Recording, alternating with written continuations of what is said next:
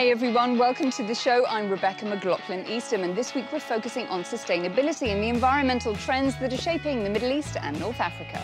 We'll discover how the region's youth are tackling problems like climate change and getting that all-important financial backing for their startups.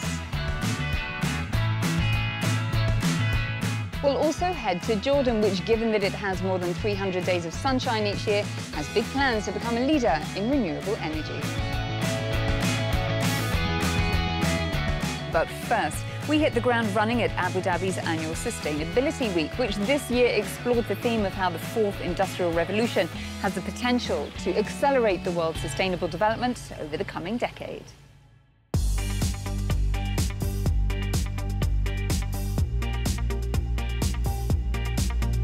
China and the UAE will work as natural allies to build a clean and beautiful world. So read a statement delivered on behalf of China's President Xi Jinping at this year's Abu Dhabi Sustainability Week. Dr. Sultan Al Jaber, UAE Minister of State and Chairman of Masdar, said that the Emirates would continue to build upon their use and development of solar and wind power, encouraging more public-private cooperation in the field. As the world's population grows to 10 billion by 2050 and drives demand for energy and resources, the mission of sustainable development will become all the more critical. This imperative is embedded in the UAE's Vision 2071.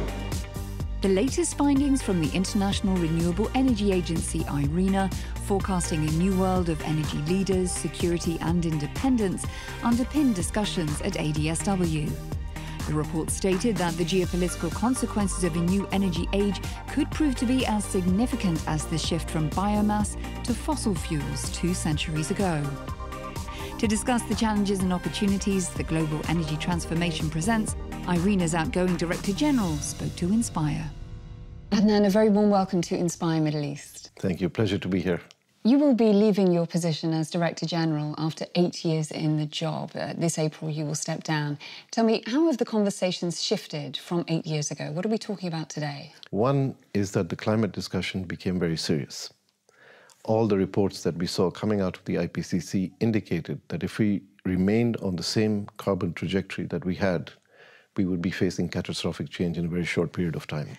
IRENA's most recent report highlights the potential consequences of a new energy age that's dawning. How will that affect global trade relations and, in particular, power shifts globally? Will China factor in this? China has figured out that this whole race is going to be about technology. It's not about resources anymore. In 2017, they added 53 gigawatts of solar power to their system in 1 year. That's more than the entire installed capacity of solar in Europe in the lifetime of solar. But where the Chinese are really investing is in electric mobility as being the dominant future. Now, IRENA's headquarters are here in Abu Dhabi. In this new era that you speak of for the energy industry, what do governments need to be mindful of? There's a reason that IRENA is headquartered in the UAE, because the UAE understood very early on that the name of the game on energy was going to change. There are others who are not in that position yet. Saudi Arabia, for example, has a very ambitious Vision 2030. A large part of that vision has to do with clean energy. Adnan, how can you encourage more G20 economies to liberalise their investment regulations so that more funds flow into renewable energy? The G20 economies are important because they account for 75% of energy worldwide. Europe, with its 32% renewables target now to 2030, is also looking very positive. The United States has tremendous capacity in renewables. There's a lot of action going on. It would be remiss of me not to ask you what your position is on President Trump's withdrawal from the Paris Agreement. It's unfortunate because I think there is a very strong global consensus that this is a defining issue for our generation. But at the same time, I think there is a very deep appreciation in the United States among significant communities that it is a problem and something needs to be done about it. Well, they are still participating in UN climate change talks, for example. In Poland, does this signify that a U-turn could be possible? Well, U-turns are always possible, as we've seen in politics, but I suspect that in the not-too-distant future, the US will be back. Energy is at the heart of human development, and IRENA have stated that women make up around 10 to 15% more of the renewable workforce than the conventional sector. Yes. How do you see that trend playing out, and specifically here in the Middle East? It's like all these new millennial occupations. Women have become much more evident. What we really need to do is begin to attack the barriers that still prevent women's access to these positions. Talking specifically about the UAE, is how young women in the UAE have become so empowered, well-educated, who are making inroads into every area of economic activity in this country. And thank you very much for speaking to me today. Thank you. It was a great pleasure. Thank you. Thank you. Every year, a key feature of Abu Dhabi Sustainability Week are the prizes given to some of the most innovative, environmentally savvy millennials in the region. Salim Saeed has the inside track on how these big ideas on everything from climate change to water conservation could prove to be game changers for the industry one day. Platforms like ADSW's Youth for Sustainability Hub are empowering the next generation to become sustainability entrepreneurs.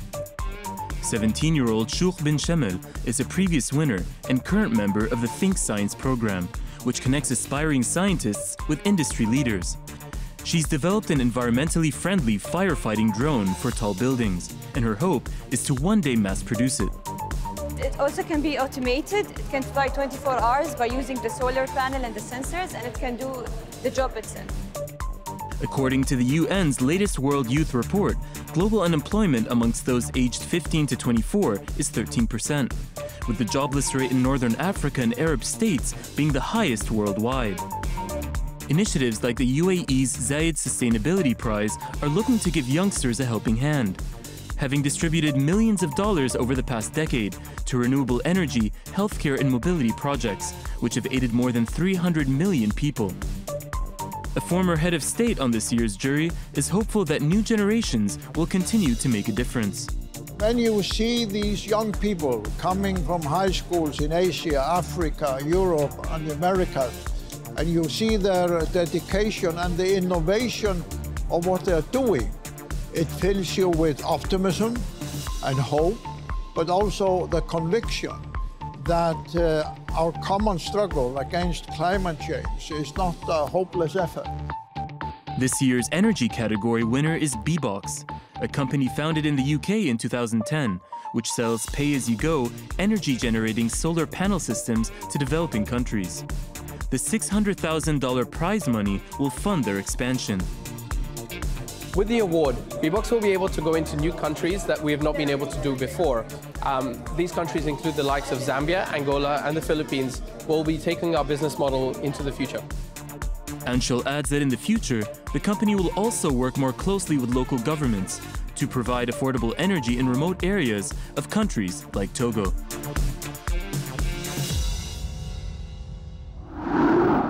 In recent years, solar panels have started popping up on the rooftops of Jordan's city schools, hospitals, factories, and in Syrian refugee camps. Rosalie Thompson is in the kingdom and plugged into the source to find out how the country's ambitious renewable energy plans are coming together.